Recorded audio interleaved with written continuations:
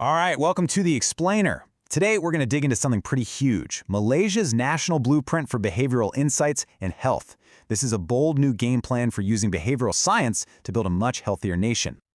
Okay, let's jump right in with the core vision, because this says it all. This isn't just about tweaking a few health campaigns here and there. Nope. We're talking about a global ambition, about becoming a world leader in using this science to get real, tangible health results for everyone. So, what's the actual game plan here? What's the big idea that's driving this whole thing? Let's break it down. It all starts with a really simple but powerful shift in thinking. We all know that eating right and exercising is good for us, but this blueprint goes deeper. It's about understanding why we might reach for the sugary drink instead of the water. It's about all those little psychological and social nudges that shape our habits every single day. So the mission here is really a two-part punch. First, you use these insights to build smarter, more effective health policies. And second, and this is key, you get everyone on board. You create a sense of shared ownership, so the whole community feels invested in public health. Now, let's get into the core strategy. The whole plan is built on three key health areas where these behavioral insights are going to be put to work. And this visual from the blueprint, it just nails it. You see that triangle right in the middle? That's behavioral insights, or BI. It shows that BI isn't some side project, it's the very heart of the strategy, the lens they're using to look at everything, from preventing sickness to managing it to delivering care. So these are the three pillars. First, using BI to stop illnesses before they even start. Second, improving how we manage existing conditions. Think about things like making sure people take their medicine. And third, making the whole experience of getting healthcare smoother and more user-friendly for everybody. Okay, so that's the what. Let's talk about the how. How are they actually going to turn this vision into concrete, real-world action? Now, what I love about this slide is how it lays out these 6 priority areas that all fit together. This isn't just a random to-do list.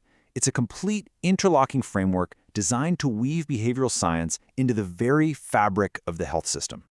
The first 3 are basically the engine room. It's all about making policy smarter, training a new generation of people who know how to use these tools, and funding the research to figure out what actually works on the ground in Malaysia.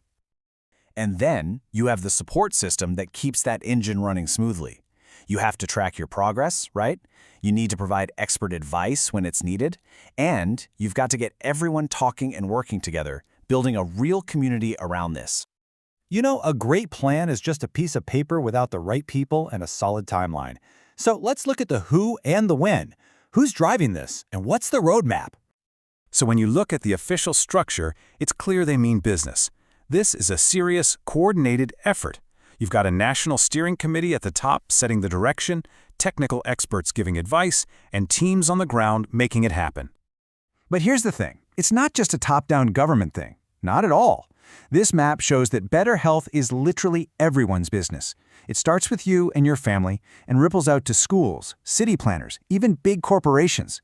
It really is a whole-of-society effort.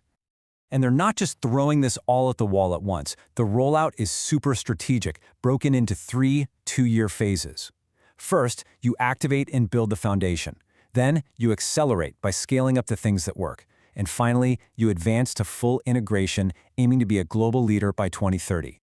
And we're not talking about some far-off dream here. They are hitting the ground running, with 9, count 'em, 9, specific actions to kickstart that first activation phase right away. This is happening now. Okay, so we've gone through the what, the how, the who, and the when. Let's zoom out. Why does any of this really matter? What's the big picture here? Here's the real game changer. This is a massive shift in thinking. We're moving away from a system that just reacts to sickness and moving toward one that proactively designs a society, our cities, our workplaces, our digital spaces, where the healthy choice is the easy choice. And you know what's so cool? In doing this, Malaysia isn't just jumping on a bandwagon. They're helping to build it. As this map shows, they're joining a pretty small, elite group of countries that are on the cutting edge of using this science to innovate in public health. And that really leaves us with this one powerful thought, doesn't it? The whole idea is that small, smart nudges in our policies and our environment can create huge waves of change. So the big question for all of us is, if we can really get this right, just imagine what we could achieve together.